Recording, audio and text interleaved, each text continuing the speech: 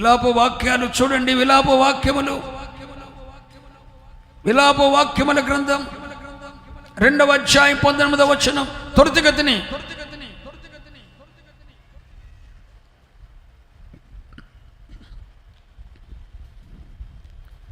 నీవు లేచి రేయి మొదటి జామున మొరపెట్టుము, నీళ్లు కుమ్మరించు. హలో, అన్యజనులు నీళ్లు కుమ్మరిస్తారు.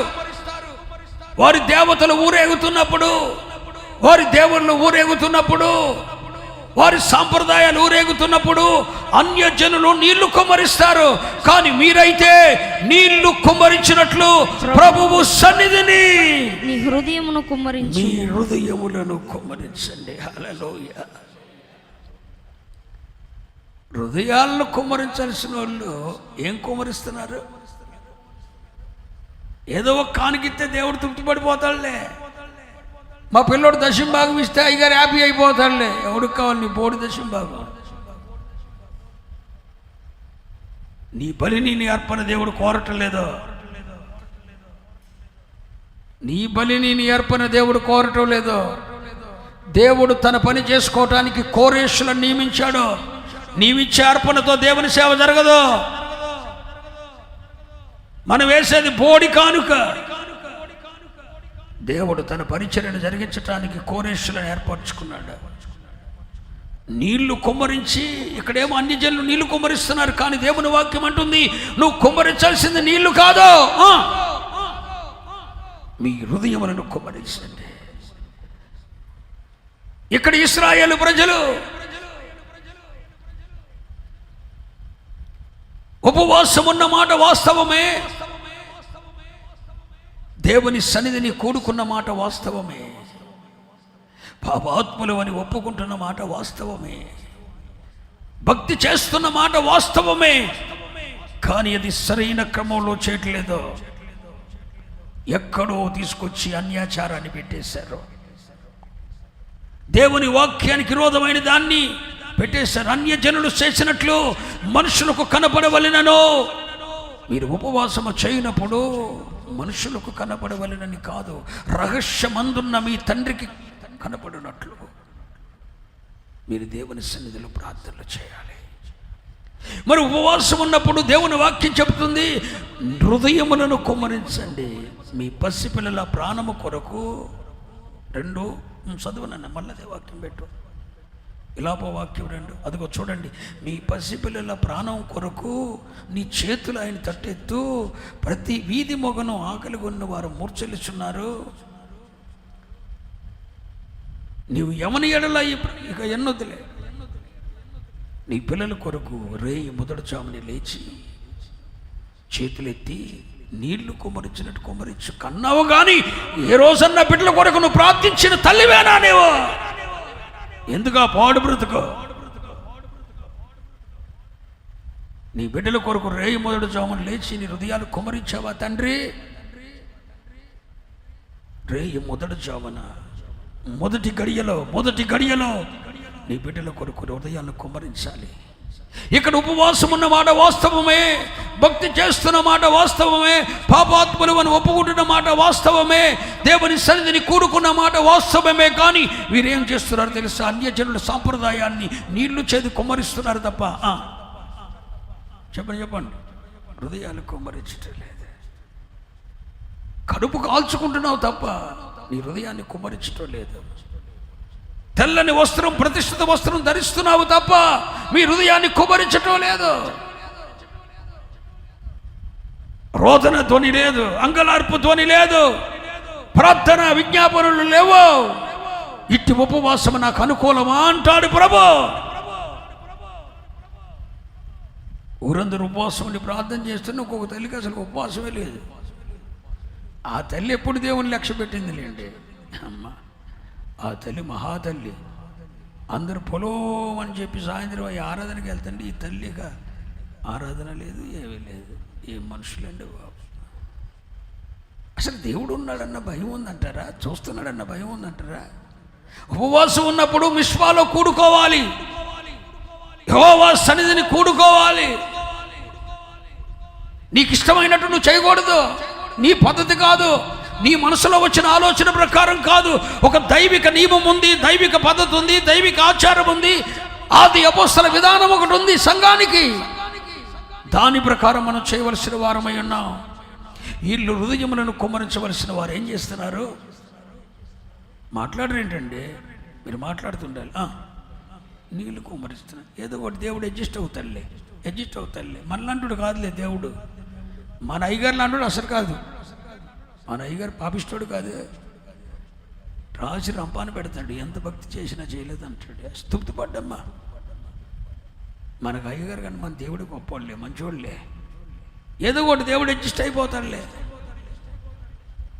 అని చెప్పి వీళ్ళకి ఇష్టమైనట్టు భక్తి చేస్తున్నారు. దుఃఖకరమైన విషయం చెప్తున్నా, భక్తి చేసే నీవు, యథార్థంగా నడుచుకునే నీవు, వాక్య కొలమానం ఒకటి ఉంది, ఆ కొలమానం ప్రకారం నడుచుకోవాలి. ఇక్కడ చేసిన వాళ్ళు అన్యాచారం చేశారు. ఈ అన్యాచారం చేశారు, శత్రుదండితో వచ్చాడు. మనము దేవుని సన్నిధిలో గడుపుతున్నప్పుడు సమస్యలు పెరగడానికి గల కారణం ఇదే.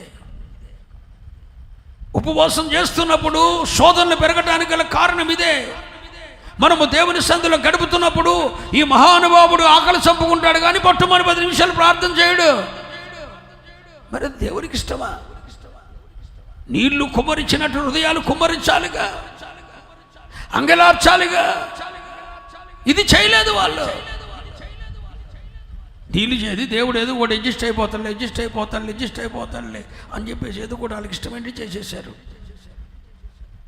ఉపవాస క్రమమైనా భక్తి అయినా నీకు ఇష్టమైనట్టు చేస్తే కుదరదు.